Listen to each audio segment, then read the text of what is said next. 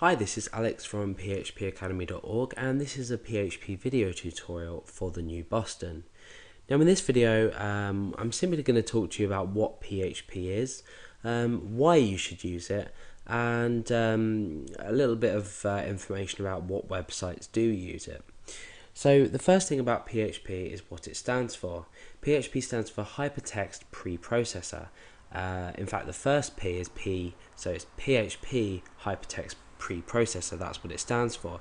So we've got a recursive acronym because we have an acronym inside another acronym, because originally PHP stood for Personal Homepage, so it's now been changed to stand for PHP Hypertext Preprocessor, with the PHP inside of that still standing for Personal Homepage. So what is PHP and why should we use it? Well, PHP is a server-side scripting language. Now when you open up a PHP file and you type in the code, it's not available to view by the user of the website. They cannot right click and see your code. So it's not like HTML. With HTML being a markup language, it's interpreted by the browser. Now PHP and the code inside of it is interpreted by the web server and compiled server side, and then the output of the application, if you like, is displayed in HTML if we choose to do so. So it's basically used to create dynamic content on websites. So we're not we're essentially creating a program within a website. So we're being able to do a variety of different things. Now let's head over to the PHP official website, which is php.net. So if you need any more information, I'm just giving you a brief overview here. Go over to php.net and you can read some information about PHP as well as news, etc, etc, etc. So we've got a little description about here about what is PHP, and we've got an introductory tutorial.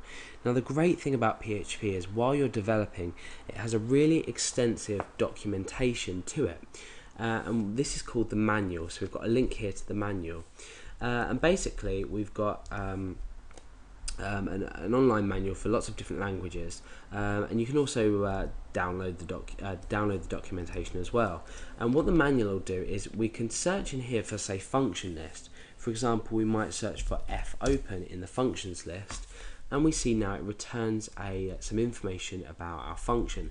So we can now go down and look at the different parameters or the arguments it takes, and we can also look at some examples down here.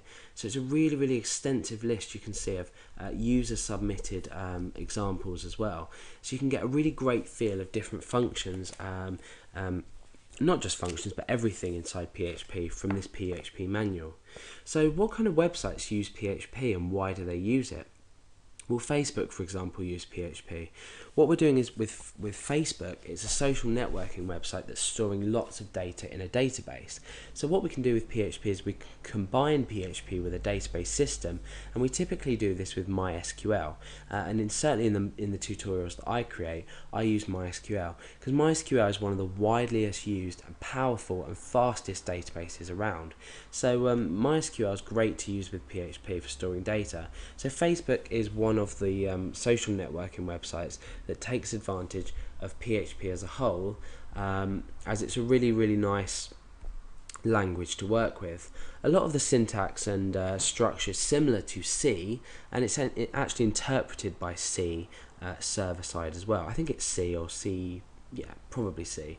But you can obviously prove me wrong on that if you like. I may be wrong. But yeah, this is a brief overview of PHP. So if you're thinking about getting started in it, follow the tutorials that I've created, and you can begin to start creating dynamic websites, and you'll actually start to realize how easy PHP is, the fundamentals of it anyway. We can start going into sort of the object-oriented programming side of PHP, which is slightly more difficult because some people struggle with object-oriented programming. So we do have the object-oriented programming functionality within PHP, and this was added from PHP version 5, I believe, in about 2004. So we can use object-oriented programming inside PHP as well as recursive not recursive, procedural programming as well, so procedural structure to our code. So that's a brief overview of PHP. It's a really great language to learn, and it's really widely used on the web today, so it's definitely worth it.